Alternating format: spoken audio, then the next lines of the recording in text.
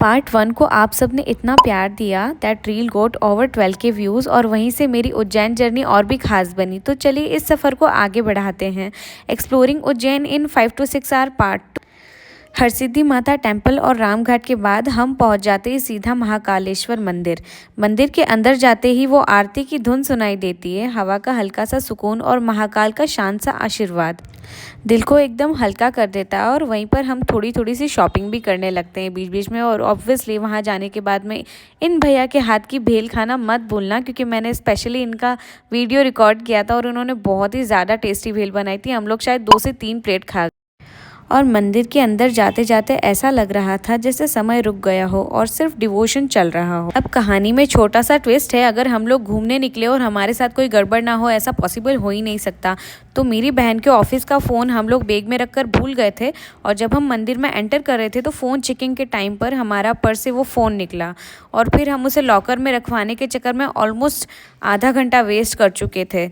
तो इस उज्जैन के सफ़र में थोड़ी सी भी गड़बड़ ना हो, ऐसा पॉसिबल हो ही नहीं सकता था। पर ऑनेस्टली ये छोटी छोटी गलतियां ही बाद में स्टोरीज बन जाती हैं। और इस मैंडेटरी पोज में हमने काफ़ी सारे वीडियोस और पिक्चर्स क्लिक।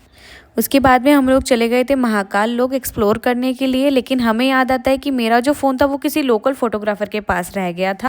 तो इस वजह से मैं वहाँ का व्यू बिल्कुल भी कैप्चर नहीं कर पाई और मुझे इस बात का बहुत दुख है। बट दर्शन के बाद हमने मंदिर के बिल्कुल सामने वाली शॉप से लस्सी और रबड़ी ली। ठंडी ठंडी लस्सी और ऊपर से थिक रबड़ी, एकदम हेवनली कॉम्बो। मंदिर जितना डिवाइन था, ये छोटी सी ट्रीट उतनी ही सूदिंग लगी। कभी कभी सफ़र में ऐसे सिंपल मोमेंट सबसे ज़्यादा याद रह जाते हैं। फिर हम निकल पड़े काल भैरव मंदिर। यहाँ की एनर्जी बिल्कुल डिफरेंट होती है, स्ट्रॉन्ग, इंटेंस, तेज़, पावरफुल। दर्शन करते ही एक अजीब सा गूज़बम्प मोमेंट आता है, जैसे अंदर की सारी नेगेटिविटी बस फ्लश हो जाती हो। और इस ट्रिप का अंतिम और मेरे लिए सबसे पीसफुल स्टॉप मंगलनाथ मंदिर। यहाँ पहुँचते ही हवा में एक अलग सी शांति थी।